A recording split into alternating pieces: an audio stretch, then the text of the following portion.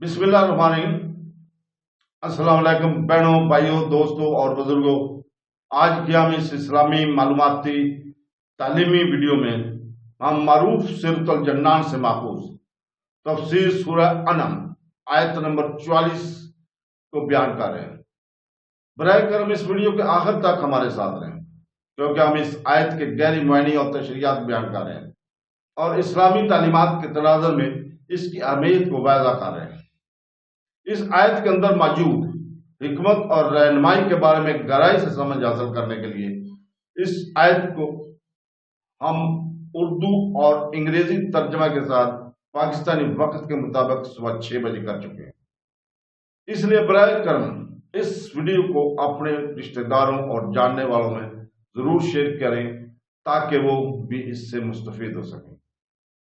तो दोस्तों, कुरान पाक इस रब्बुल आलमीन का बेमिसाल कलाम है, जो वाहिद महमूद, वाहिद खालिक और पूरी कायनात का हकीकी रब है।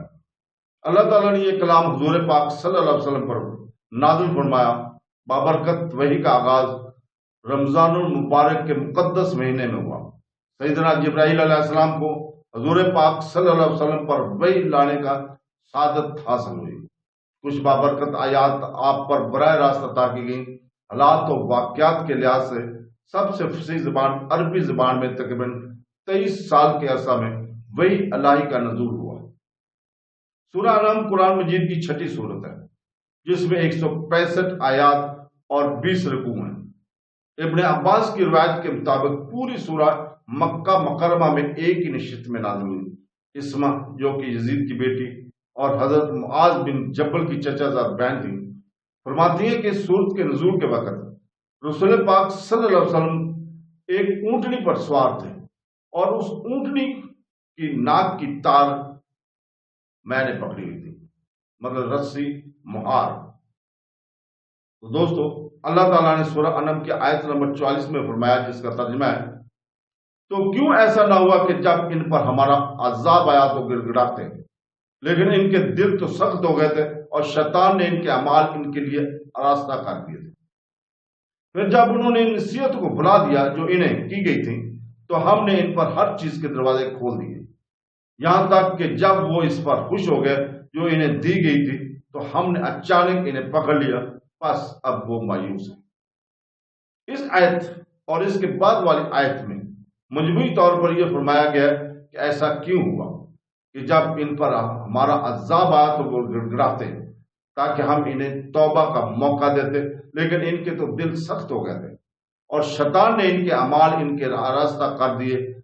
फिर जब उन्होंने इन नसीहतों को भुला दिया जो इन्हें की गई थी और जो किसी तरह नसीहत कबूल करने की तरफ ना आए, तो पेश आने वाली नसीहतों से और अंबिया अलैहिस्सलाम की नसीहतों से, तो हमने इन पर हर चीज यानी सेहत और सलामत और वुसअत रिज़्क़ और ऐशो वगैरह के दरवाजे खोल दिए। यहां तक कि जब वो इस ऐशो इशरत पर खुश हो गए और अपने आप को इसका मुस्तहिक समझने लगे और कारून की तरह तकब्बर करने लगे, तो हमने अचानक इन्हें पकड़ लिया और इन्हें मुब्तला अज़ाब कर दिया। अब वो हर भलाई से मायूस हैं। अल्लाह ताला की नेमत पर खुश होने का हुक्म याद रहे कि अल्लाह ताला की नेमत पर खुश होना अगर फख्र, तकब्बर और शेखी के तौर पर हो तो बुरा है, और कफार का तरीका यह है कि अगर शुक्र के तौर पर हो तो बेहतर है, और सालिन का तरीका बल्कि हुक्म इलाही है। तो दोस्तों, अल्लाह ताला हमें कुरान शरीफ को तर्जुमे के साथ पढ़ने, समझने और उसके ऊपर अमल करने की तौफीक अता फरमाए। आमीन सुम आमीन। अल्लाह।